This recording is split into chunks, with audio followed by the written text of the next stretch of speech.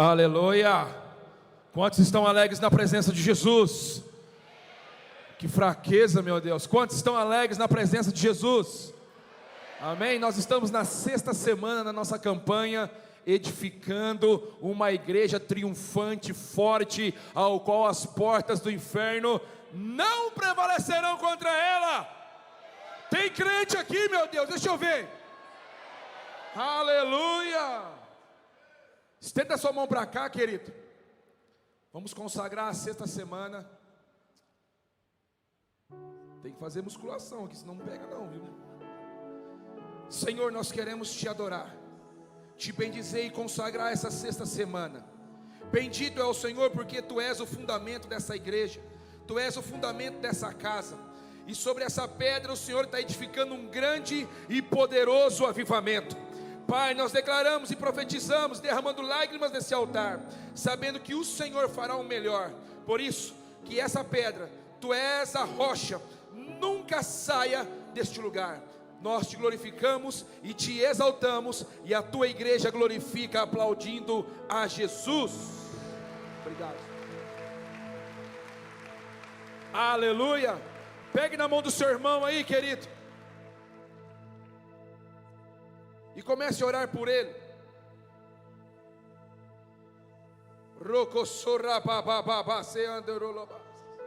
Eu não sei como você chegou aqui nessa manhã, mas o meu coração está em chamas a semana inteira. Já começa a liberar a unção que está sobre a sua vida, na vida do seu irmão, porque eu creio que nessa manhã ele vai sair daqui diferente, porque o Senhor é Deus de novidades. Não, ora com fé na vida dele. Pega na mão dele firme aí, Senhor, toca na vida do meu irmão. Enche, Senhor, transforma esse coração de pedra num coração de carne, pronto a pegar fogo. Mais Espírito Santo, mais. Seja bem-vindo, Jesus, nesse lugar. Seja bem-vindo, essa é a tua casa.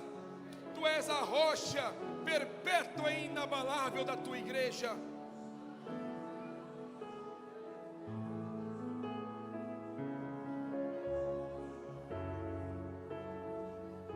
Nós te louvamos. Nesse momento já está havendo curas aí onde você está. Nesse momento pessoas estão sendo libertas. Nesse momento a alma que estava aflita já começa a receber um refrigério da parte de Deus.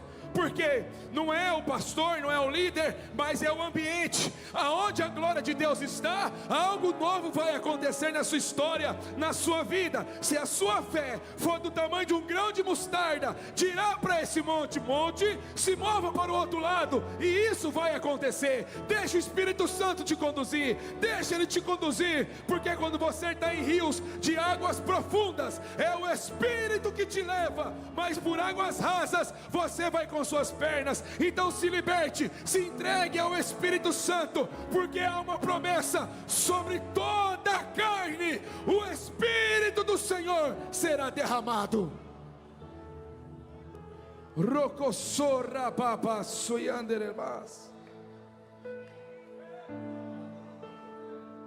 Aleluia. Mateus capítulo 7, versículo 21. Diz assim, Mateus, capítulo 7, versículo 21. Nem todo o que me diz, Senhor, Senhor, entrará no reino dos céus, mas aquele que faz a vontade de meu Pai, que estás no céu. Muitos me dirão naquele dia, Senhor, Senhor, não profetizamos nós em Teu nome? E em Teu nome não expulsamos demônios? E em Teu nome não fizemos muitas maravilhas? E então lhes direi abertamente: nunca vos conheci, apartai-vos de mim, vós que praticais a iniquidade. Todo aquele, pois, que escuta estas minhas palavras e as pratica, assemelhá-lo-ei ao homem prudente, que edificou a sua casa sobre a rocha. E desceu a chuva, e correram rios, e assopraram ventos, e combateram aquela casa, e aquela casa não caiu, porque estava edificada sobre a rocha.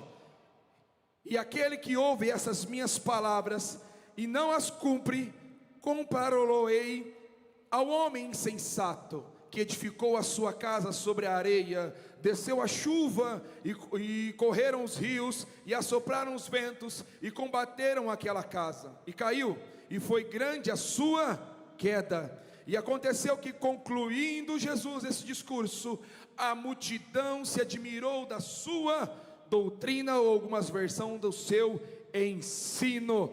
Bata a palma aplaudindo a Jesus e tome o seu lugar por essa palavra.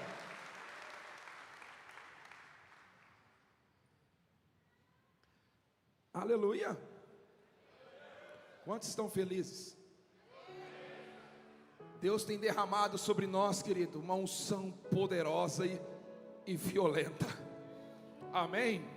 São noites sem dormir, aonde o Espírito Santo tem nos tocado. Na hora que a gente pega no sono, Ele cutuca nas nossas costas e fala assim: não é hora. Eu falo: meu Deus, você não descansa não. Mas é isso que Ele quer de nós. Ele não quer 10%, Ele não quer 5%, Ele quer tudo. Se não for tudo, Ele não deseja. Amém? Essa parábola, querida, do homem prudente e do insensato, serve tanto como uma conclusão ao sermão da montanha, como uma ilustração da absoluta necessidade de fazer a vontade de Deus.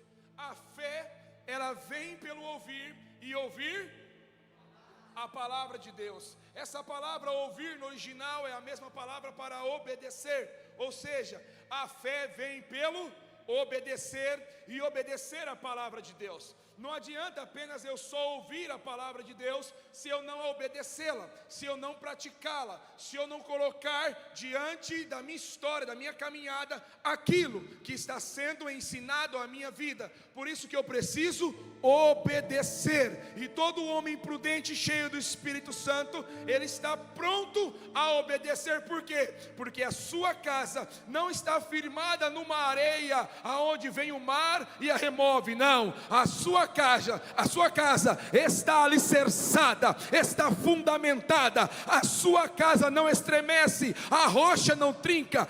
O exército mais poderoso do mundo não é capaz de destruir essa rocha. E quem é essa rocha? Aquele que era, aquele que é e aquele que há de vir, aonde subiu aos céus, se assentou à direita do Deus Todo-Poderoso, e em sua coxa direita está escrito: Rei dos Reis e Senhor dos Senhores.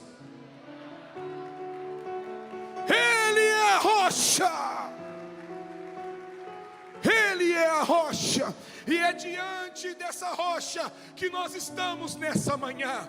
Eu já acordei hoje nesse dia e disse: Senhor, Tu és a minha rocha, Tu és perpétuo e inabalável, Tu és grande, Tu és maravilhoso, Tu és tremendo. Ah, Senhor, grave em meus olhos a Sua eternidade. Tire a minha visão do natural, e que eu erga os meus olhos assim como Estevão, que foi apedrejado pelas pedras dos homens, mas ele viu a rocha sentada nos céus. Aleluia. Segura firme aí, querido.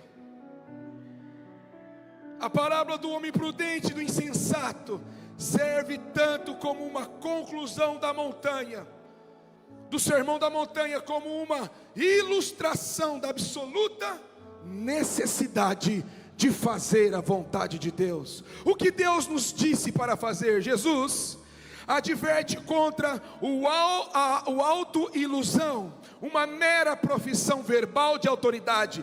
Sem obediência à vontade de Deus, é impossível agradar a Deus. É impossível. Muitos ouvem falar de Jesus. O nome de Jesus hoje está em tudo que é canto: letreiro, praças, ruas, bocas de ímpios e justos estão clamando sobre Jesus, falando sobre Jesus. Mas somente os filhos que obedecem viverão a glória eterna. Os ímpios não suportarão estar na congregação dos santos. Por quê? Porque somente os justos estão sobre uma rocha perpétua e inabalável. Somente os justos suportarão, porque sem obediência à vontade de Deus é impossível agradar a Deus. Quantos querem ter um casamento bem sucedido? Quantos querem ter famílias prósperas? Estabeleça um altar de adoração hoje na sua casa, que amanhã o Senhor fará maravilhas no meio de vós. Quando Elias restaurou o altar, o que ele pegou primeiro? Pedras, e reconstruiu o altar, porque pedras fala de fundamento, e sem fundamento nós ficamos vulneráveis aos ataques deste mundo. O mundo jaz do maligno, mas existe 7.000, que não se dobraram aos deuses deste tempo. Existe uma igreja saindo de dentro da igreja, porque existe duas igrejas hoje no mundo: a igreja evangélica, que a Veja, que a Globo ou qualquer emissora está falando, e existe aquela igreja que está chorando entre o alpendre e o altar, derramando lágrimas, dizendo: Senhor, até quando? Senhor, até quando? E Ele vem derramando o seu amor, o seu poder, a sua graça, e os milagres começam a acontecer. É essa igreja o qual não está na mídia, mas está cuidando das ovelhas malhadas. É essa igreja que vai aparecer nos últimos dias contra as portas do inferno, e o inferno não prevalecerá. Não é uma igreja de redes sociais, não é uma igreja que está fundamentada naquilo que o homem está falando, mas é uma igreja que está sobre uma rocha, que é o mesmo ontem, hoje e eternamente. E até mesmo possível para uma pessoa autoiludida exercer um ministério espetacular, usando a autoridade das Escrituras e o nome de Jesus, sem servir como discípulo genuíno e obediente. Muitos estão usando o nome de Jesus para construir os seus ministérios, a sua profissão, os seus afazeres. Usam o nome, mas não estão fundamentados sobre esse nome. E esse é um grande perigo. Por isso que o índice, não nessa casa, porque aqui a unção, ela une e não separa, mas há uma estatística no mundo, que o índice de desviados é maior do que os convertidos. Isso é estatística, não sei o que estou dizendo. E olha que tem salvação, hein, querido? Por quê? Porque muitos ouviram falar de um evangelho superficial e se ofenderam com aquilo que os homens falaram ou disseram a essas pessoas. Muitos se magoaram, se perderam, foram ensinados de forma errada. Mas quando nós ouvimos e obedecemos a palavra, ninguém mais nos engana. João 10:10 vai dizer que o ladrão, ele veio para roubar, matar e destruir. E quem é esse ladrão? Muitos dão o nome ao ladrão aí, ao diabo, sim ou não? Mas se você continuar lendo o versículo até o final, você vai, o contexto até o final, você vai ver que esse ladrão pode ser também o diabo, mas literalmente não é o diabo. Quem que é? São os mercenários, os falsos profetas, os falsos mestres, que ensinam doutrinas cheias de fábulas manipuladoras, aonde contamina o coração de toda uma igreja. Mas quando você está firmado na rocha, a doutrina, ela é correta. A doutrina, ela não abate, ela levanta. O que é doutrina? É ensino. Quando eu estou fundamentado na rocha, querido, o vento vai vir contra a minha casa, as dificuldades, as limitações, os anseios da vida, as enfermidades, as lutas, mas eu sei que Ele é o meu pastor, e de nada eu terei falta. Ele me guia por pastos verdejantes e águas tranquilas. Ele é Jesus. Nós estamos voltando como igreja. Por que voltando? Porque a igreja foi por um caminho, querido, aonde Cristo já não estava sendo mais o centro da própria igreja. Apocalipse capítulo 3 diz que o anjo está na onde? Na porta da igreja, batendo, querendo entrar. E a última carta à igreja de Laodiceia diz que ela estava pobre, cega e nua. Pobre, cega e nua. Se a história se findasse ali, nós estávamos perdidos. Olha como se encontrava a igreja. Jesus por lado de fora, batendo na porta, querendo entrar, e os homens se deliciando dos manjares dos seus próprios prazeres dentro. Pensa que é rica, pensa que tem tudo, mas na verdade não tem nada. Por isso que o apóstolo Paulo, a carta de Coríntios, ele exorta assim dizendo: olha, vocês são intelectuais, vocês fluem nos dons, vocês fazem milagres, vocês fazem tantas coisas, mas se esqueceram de uma coisa. O que, apóstolo Paulo? Da mensagem da cruz. A mensagem que traz um arrependimento, e arrependimento não é remorso, arrependimento é abandonar aquela prática que outrora nós fazíamos. Hoje eu não sou mais um pecador que vivo em pecado. Sim, eu posso cometer pecado, mas eu não vivo mais a prática do pecado. O pecado já não faz parte da minha história, da minha vida. O que faz parte da minha história, da minha vida? A santidade. É por isso que eu luto, para ser santo como Ele é santo, porque sem santidade ninguém verá a Deus. Ninguém verá a Deus. Tem santo aqui? Deixa eu ver. Tem uns 30. O Sermão do Monte, a mensagem nos capítulos 5 a 7 de Mateus é chamada do Sermão da Montanha ou do Monte, porque Jesus pronunciou em um monte nas proximidades de Cafarnaum. Nele, Jesus revelou o seu pensamento em relação à lei. A lei foi cumprida e completa em Cristo Jesus. Por isso que hoje nós não somos mais ministros da morte, querido. Nós somos ministros da graça, da bondade e do favor de Jesus sobre as nossas vidas. Mas um dia essa graça, a porta da graça, como dizem, vai se fechar, e o juízo será maior. João capítulo 3, versículo 16 diz que Deus amou o mundo de tal maneira e entregou o seu único filho, o Filho unigênito, para todo aquele que nele crê não pereça, mas tenha para receber a vida eterna. Qual que é a condição? Crer.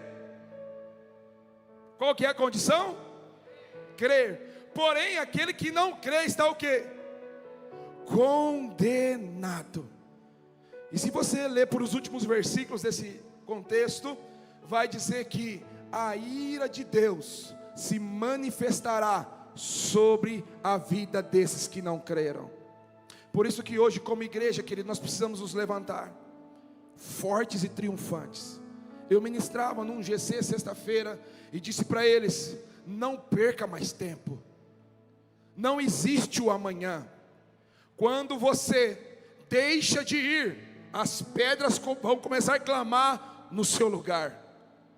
Quem sabe amanhã, ou depois talvez, não estou pronto, não estou preparado, a minha casa não consegue comportar isso ou aquilo. Nunca estamos prontos para a obra de Deus, mas sempre estamos prontos para os compromissos dessa terra.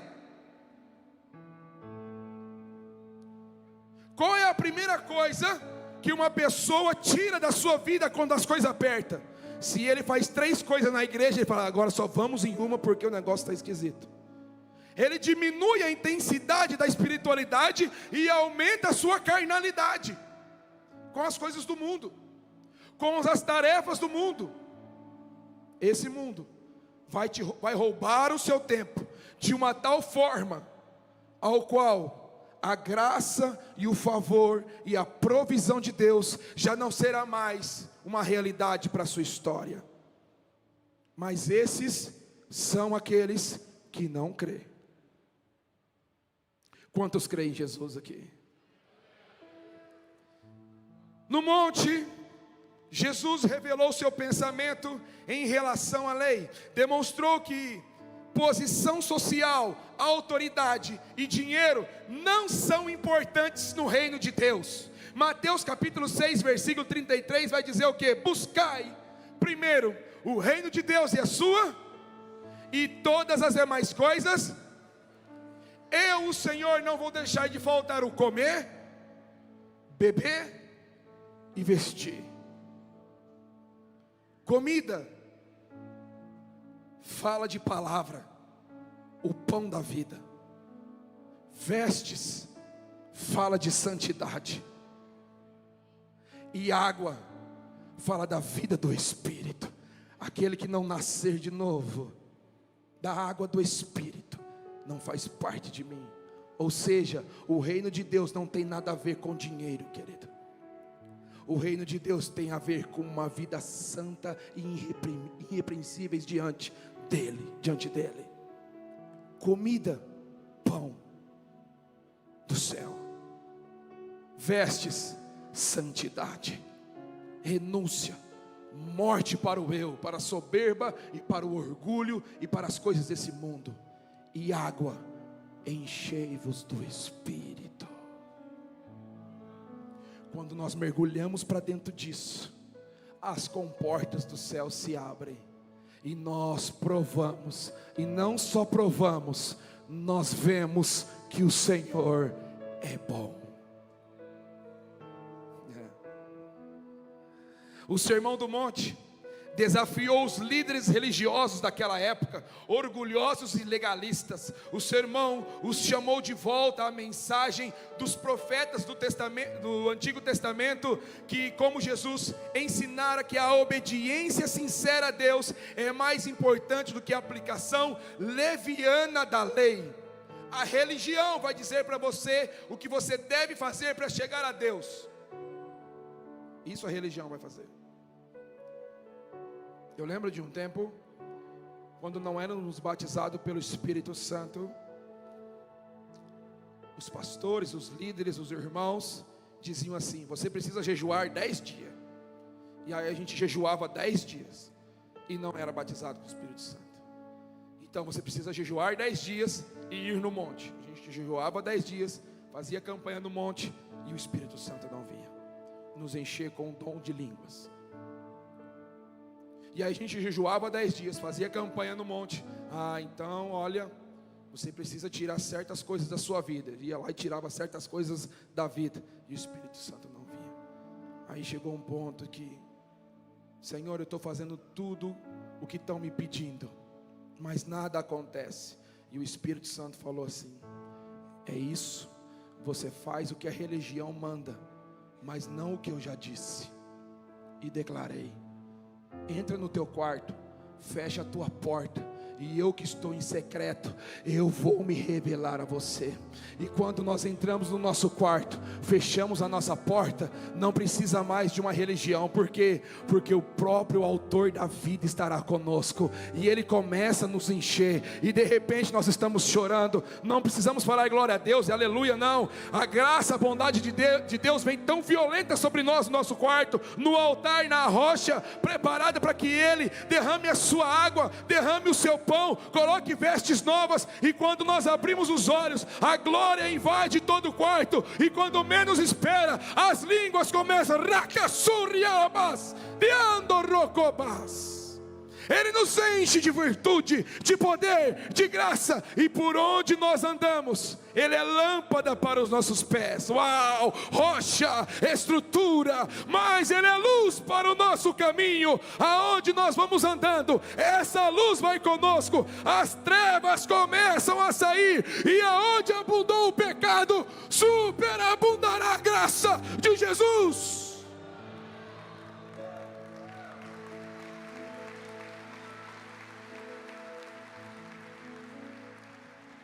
Grandes multidões seguiram Jesus. Ele era o principal assunto da cidade. Todos queriam ver Jesus. Porém, antes de dirigir-se a tão grande número de ouvintes, Jesus chamou seus discípulos à parte e advertiu-os sobre as tentações que enfrentariam como companheiros dele. Jesus disse-lhes que não esperassem fama e fortuna, mas pranto e perseguição. No entanto, Jesus lhes garantiu que seriam recompensados. Por amor a Jesus, querido, nós não seremos famosos, ainda que o Senhor sopre o nosso nome pelas nações, mas nós seremos perseguidos. Por amor a Jesus, querido, nós não seríamos milionários, ainda que o Senhor possa nos prosperar grandemente, e nada tem faltado.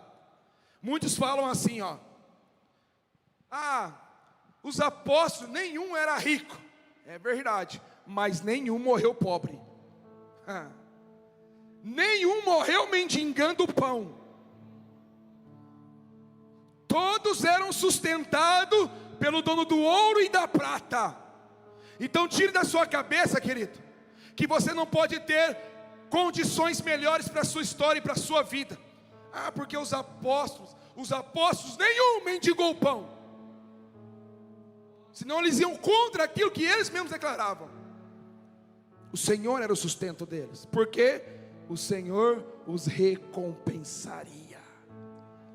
Mesmo em meio à perseguição, em meio às lutas, mesmo em meio às dificuldades, em meio às provas, em meio até a morte, que muitos se tornaram mártires, ou seja, todos, menos João que morreu de velhice na ilha de Pátimos, mas todos se tornaram mártires, mas nenhum mendigou pão.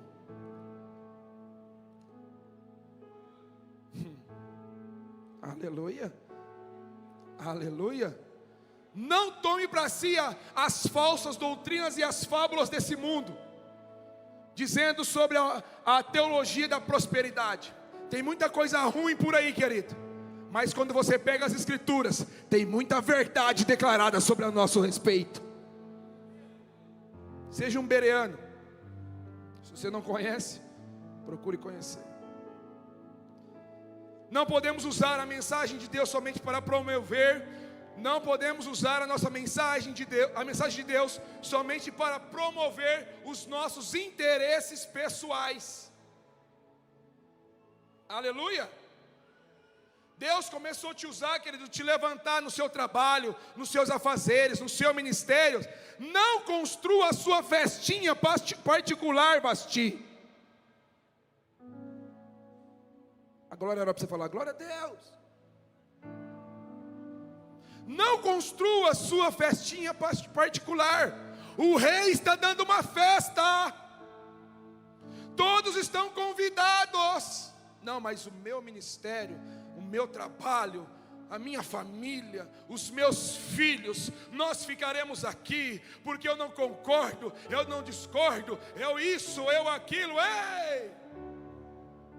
Insensato! O rei está dando uma festa. Não seja deselegante. Participe. Porque muito em breve as portas dessa festa vai se fechar.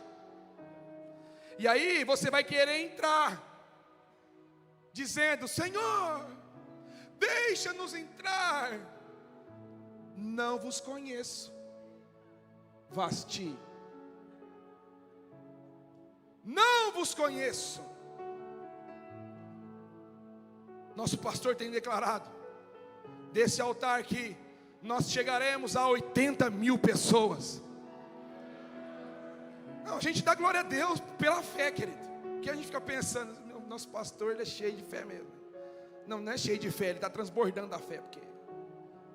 E você fica imaginando, aí você fica imaginando na sua mente já, como vai ser o templo. Uau, esses dias eu parei e fiquei, será que vai ser arredondado, tipo igual um estádio? Como vai ser o altar? Aí você já se imagina, arrependai-vos!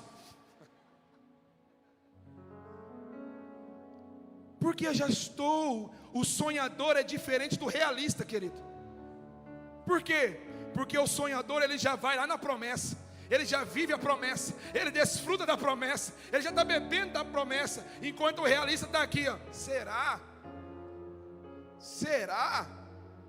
Ah, Vasti, eu já estou comemorando a festa, eu já estou celebrando aquilo que o rei já está promovendo, eu já estou erguendo minhas mãos e derramando lágrimas. Senhor, já prepara o terreno, Pai. Senhor, já prepara os construtores. Senhor, nós estamos fundamentados sobre a rocha. Pai, eu não sou insensato, eu sou prudente. Eu estou junto com o rei, celebrando aquilo que ele está promovendo nesses dias. Jesus começou seu sermão com palavras que parecem contradizer-se, mas o modo de vida de Deus normalmente contradiz o mundo.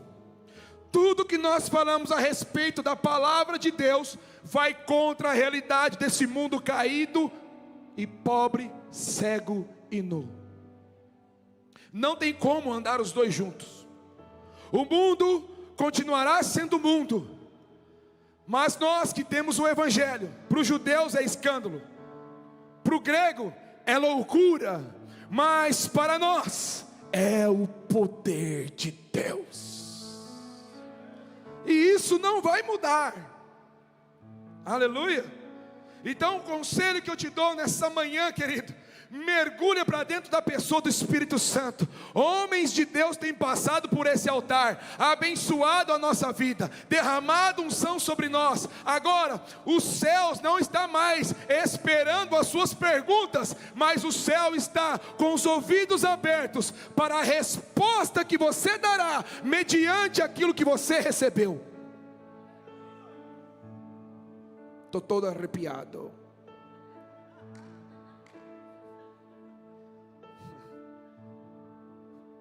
Aleluia. Qual é a resposta que você dará aos céus nessa manhã, meu amado irmão, minha amada irmã? Qual é a resposta? O nosso problema como cristão é sempre ficar fazendo perguntas aos céus, quando o Senhor já nos respondeu há tempos. Vamos lá. Se você deseja viver para Deus, deve estar pronto para dizer e fazer o que parece estranho para o mundo. As bem-aventuranças contradizem o estilo de vida de toda uma sociedade. O mundo não vai suportar. Dizia sexta-feira que em algumas versões bíblicas já elas estão sendo compiladas, faltando alguns versículos, querido. Não sei se você chegou a ver isso. Algumas escrituras já estão sendo compiladas, faltando alguns versículos. Preste atenção, porque se a palavra não estiver no seu coração, daqui a pouco você vai estar aqui, a gente vai falar um versículo, você vai falar assim, mas na minha Bíblia não tem. Insensato. Preste atenção, o mundo está apertando aos poucos, em alguns lugares já está sangrando. Há sangue de justo clamando em terra de missões, querido. Até quando, Senhor, nós clamaremos por justiça, mediante o sangue derramado nessa terra? Até quando, Senhor? Aí eu penso que ouve-se uma canção que diz, vai valer a pena. vai valer a pena, vai valer a pena mesmo, vai valer a pena. Fala para o seu irmão, vai valer a pena. Fala, vai valer a pena. Fala, vai valer a pena você participar de todos os GCs, no monte, no culto, jejuar, passar a madrugada inteira orando, meditando na palavra de Deus. Fala para ele, vai valer a pena você cuidar da sua esposa, dos seus filhos, vai valer a pena você abraçar a sua família, como a galinha protege os pintainhos, vai valer a pena, vai valer a pena, querido. Eu fico imaginando na minha mente santificada o dia do soar da trombeta. Independente se a pessoa é pós, pré-tribulacionista, o problema é dela. Eu estou à espera de um som de uma trombeta. E quando essa trombeta tocar, esse corpo doente, ferido, cheio de coisas, será transformado num corpo, uau, reluzente. E nós subiremos com o Senhor, e nós o veremos face a face, e nós estaremos nas bodas do Cordeiro.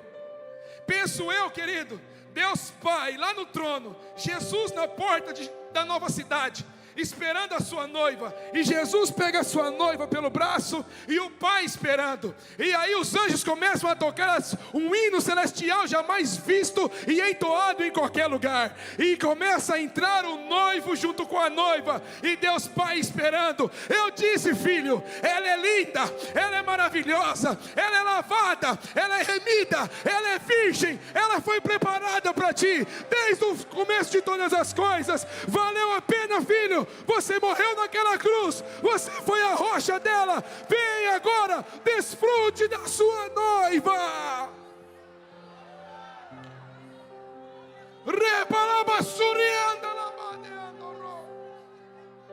A noiva estará com o noivo.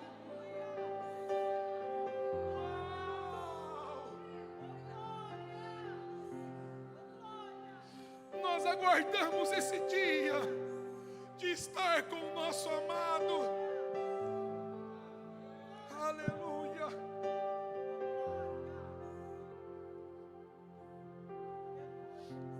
Há pelo menos, já estou indo para o final, há pelo menos 4 considerações sobre as bem-aventuranças. É um padrão de conduta para todos os cristãos. Diga para o seu irmão, é um padrão de conduta para todos. Contrastam os valores do reino que é eterno com os terrenos que são temporários. Tudo que Jesus ministrou, falou e ensinou é para a eternidade. Certa vez, Leonardo Ravenhill disse nas suas orações, nas suas lamentações: Senhor, grava a eternidade em meus olhos. E eu, quando estava lendo isso, querido, eu achei muito violento, porque os nossos olhos só vê coisas naturais, só vê coisas deste mundo. Mas quando nós gravamos a eternidade em nossos olhos, a terra seca volta a florescer, o deserto volta a jorrar água, a árvore seca volta a dar fruto, porque os nossos olhos saíram do plano terreno e agora resplandece a majestade do nosso Senhor. Demonstram que as expectativas do Antigo Testamento cumprir-se-ão no novo reino de Deus. As bem-aventuranças não nos permite escolher aquelas que nos agradam e desprezar as demais. Cada bem-aventurança diz respeito a uma bênção de Deus para a sua igreja.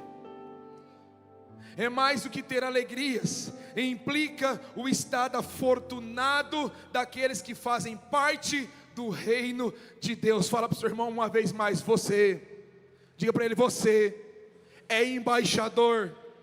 Não diga como mais você é embaixador, embaixadora do reino de Deus, representante legal, com selo.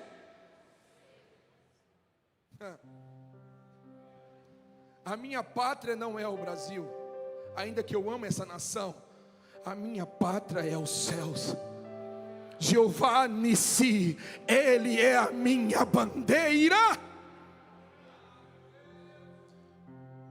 E o Sermão do Monte se conclui com 2 alicerces, de Mateus capítulo 7, 24 a 27. Devemos construir a nossa vida na rocha, em um alicerce firme. Jesus ensina sobre construir em um sólido alicerce.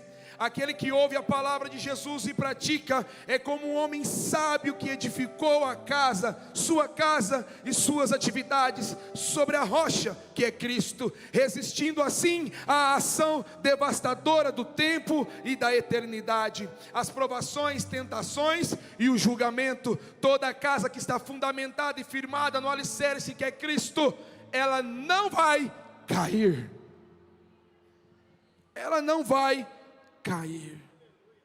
O que ouve a palavra de Jesus e não a pratica é como um insensato que constrói a casa da sua vida sobre os alicerces humanos: dinheiro, cultura, títulos, fama, da popularidade, os quais, como areia, não resistem à ação demolidora do juízo final. Ou seja, diante do Eterno, diante de Deus Pai, Ele nos julgará, e somente aqueles que estão fundamentados na rocha que é Cristo suportarão o juízo. Talvez você leia esse texto no literal, dizendo que preciso construir a minha casa numa rocha, para que as provações dessa vida, as aflições, não venham me desmoronar. Mas Mateus é um livro profético. Diante de Deus no juízo, querido, a única coisa que suporta a ira de Deus, que suportará a ira de Deus, será a rocha que é Jesus. E se Jesus hoje taberculou em você, Ele vive em você, a ira de Deus não virá sobre você.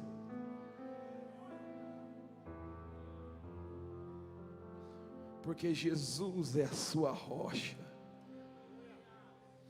Uau! Obrigado, Jesus. Edificam a casa sobre uma rocha. Edificar uma casa sobre uma rocha significa ser discípulo que ouve e coloca em prática o que aprendeu.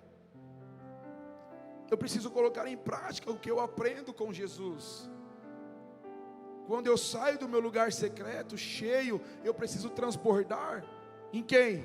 Em todos ao qual o Senhor me apresentar. Tudo que nós aprendemos de ensino, de conhecimento, de unção, de graça, eu preciso transmitir isso. Eu preciso liberar isso, para que outros também vivam aquilo que nós estamos vivendo. A unção que Deus tem confiado a nós, querido, a vida do nosso amado pastor, da nossa amada pastora e todos os pastores que compõem essa casa, tem tocado uma cidade inteira. E não apenas uma cidade, mas agora cidades circunvizinhas. Antigamente era um raio de 30 quilômetros, 20 quilômetros, mas agora está indo agora a 60, a 80 quilômetros. O ano que vem, fomos convidados para uma conferência em São Paulo, para ministrar. É mais 500 quilômetros, essa unção está rompendo fronteiras.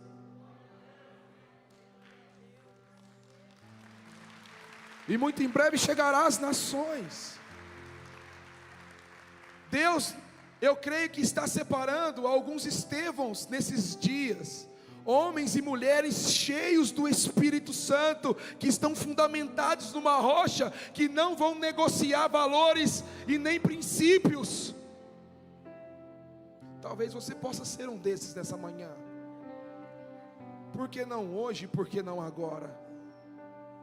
A obediência é o sólido fundamento para que possamos resistir às tempestades da vida. Sem obediência, querido, nós não vamos muito longe.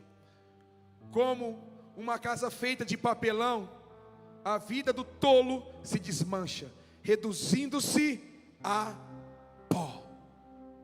Não seja um tolo, seja um sábio. E se você não tem sabedoria, peça ao Senhor, porque o Senhor assim derrama abundantemente e de graça. Nem todo aquele que fala sobre o céu faz parte do reino de Deus. Vou repetir: nem todos que falam acerca do céu faz parte do reino de Deus. Então cuidado com a influência que você está ouvindo nas redes sociais. Porque talvez, querido, as pessoas dão mais crédito àquilo que elas estão ouvindo numa rede social ou no YouTube, do que um pastor que está todos os dias, um líder que está todos os dias do seu lado tentando te passar verdades. Mas você, com coração de pedra, não aceita a doutrina, não aceita o ensino e contradiz aqueles que amam você de verdade. Isso é tolice. Porque o seu líder, querido, quem faz parte de um GC aqui? Deixa eu ver. Uau! O seu líder está orando por você. O seu líder jejua por você. Ele não é perfeito, assim como nós também não somos perfeitos, mas ele está todos os dias, toda semana, se reunindo para que você seja abençoado de alguma forma. E sabe qual é a recompensa dele? Sabe qual é a alegria dele?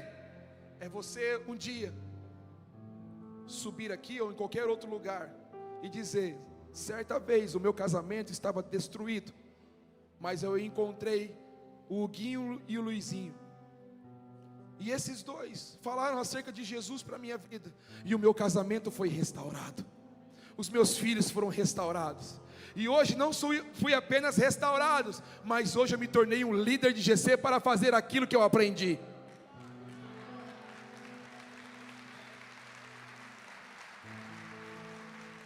Pessoas que amam a sua vida, pessoas que gastam tempo para te ouvir, e a recompensa é um sorriso no seu rosto, uma lágrima de gratidão. Ah, querido, sabe por quê? Porque a nossa recompensa não está aqui.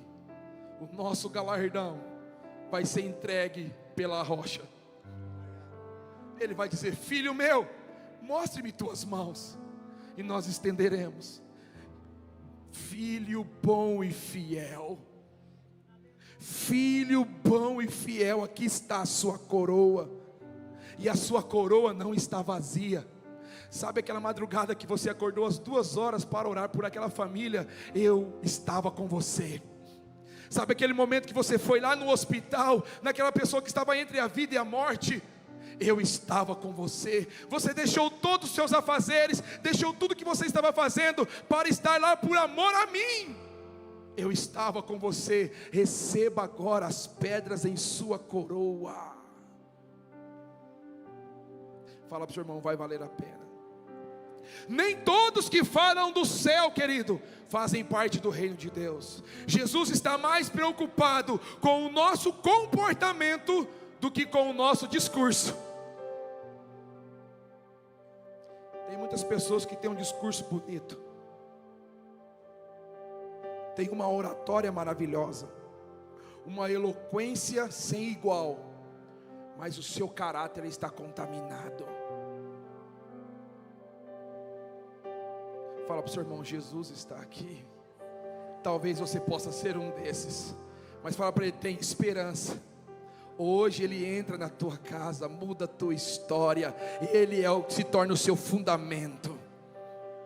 Deuteronômio capítulo 32, eu disse que estava acabando, eu estou acabando. Deuteronômio 32, versículo 31, diz assim: porque a sua rocha não é como a nossa rocha, sendo até os nossos inimigos juízo disso. Por isso que as escrituras nos chamam de pedra e não de tijolos, porque o tijolo é tudo igualzinho, sim ou não? Você vai montando ele ali, ó, tudo igualzinho, bonitinho. Agora a pedra não. Quando você coloca uma pedra perto da outra, dá problema. Uma vai cutucar a outra, vai ferir, né? Vai incomodar. Pedra é pedra, querido. Só que aí vem o construtor, e aí ele vem pulindo. para que todas as pedras se encaixem, e de um vale de ossos secos se torne um grande e poderoso exército. Uma rocha é algo de grande valor pelo fato de ser firme e consistente. A rocha serve de base e sustentação para que o alicerce de uma construção seja firme e sólido. Jesus nos fala de dois homens que edificaram uma casa. Um edificou sua casa sobre a areia e o outro sobre a rocha. O que edificou sobre a areia teve prejuízo, porque vieram as águas, os ventos e as tempestades e derrubou a sua casa. Mas o que edificou sobre a rocha, sua casa se manteve firme diante dos intemperiais da natureza. É assim que acontece com a pessoa que firma a sua fé na rocha, que é Cristo. Ela fica firme diante das adversidades da vida. A sua estrutura espiritual não se abala, porque está firmada em Deus, o nosso Senhor. A rocha que descenda e mata a nossa sede. 1 Coríntios capítulo 10, versículo 4 diz assim: e beberam todos de uma mesma bebida espiritual, porque bebiam da pedra espiritual que os seguiam, e a pedra era Cristo. Quando todos nós bebemos da mesma fonte, querido, há unidade, e aonde há unidade, o Senhor estabelece a sua bênção. A rocha que nos sustenta. Mateus capítulo 16, versículo 18 diz assim: pois também te digo que tu és Pedro, e sobre esta pedra edificarei a minha igreja, e as portas do inferno não prevalecerão contra ela. Desde o começo dos séculos, querido, a igreja é perseguida. Tentaram parar a igreja, matando os cristãos, perseguindo os cristãos, matando os apóstolos, mas ninguém para a igreja, ninguém para o evangelho, ninguém pode impedir essa igreja que está avançando. Por isso que o evangelho é poderoso e eficaz, e sobre esta igreja está firmado, sobre esta pedra, melhor dizendo, está firmado a igreja de Jesus. E o inferno vai tentar se levantar, os demônios vão tentar vir contra nós, mas eles não prevalecerão. Por isso que o Senhor tem nos dado tanta autoridade, ousadia e intrepidez. A quem muito é dado, muito será cobrado. Mas eu prefiro viver no muito. Prefiro viver no muito, querido, do que ser medíocre diante daquilo que Ele está entregando em minhas mãos. Quem é você? Rocha que nos sustenta. Ele é a rocha que nos ajuda. Olha só o que diz 1 Samuel capítulo 7, versículo 12.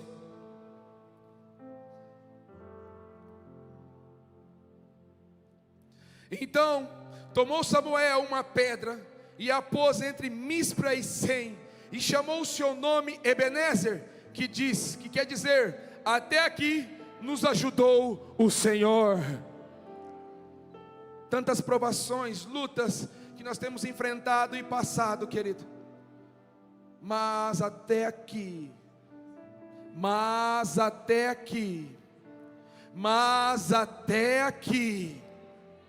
Ele tem sido a rocha, mas até aqui, grandes coisas tem feito o Senhor, mas até aqui, Ele é a rocha que nos sustenta, mas até aqui, Senhor, está difícil, mas Ele nos sustenta. Ebenezer. Salmos, versículo 118, versículo 22, diz assim: a pedra que os edificadores rejeitaram, tornou-se cabeça de esquina. Sabe o que eu fico maravilhado? É que esse Senhor tão grande habita em mim. Uau! E sabe o que eu fico mais maravilhado ainda? Ele está aqui agora, ouvindo cada coração. Ele é a rocha principal, Ele é a rocha perfeita. Deuteronômio capítulo 32, versículo 4, Ele é a rocha cuja obra é perfeita. Rocha singular, 1 Samuel capítulo 2, versículo 2, rocha alguma há como o nosso Deus, não há outro Deus semelhante a Ele. Rocha salvadora, Salmo 95, versículo 1, vinde, cantemos ao Senhor, cantemos com júbilo a rocha da nossa salvação.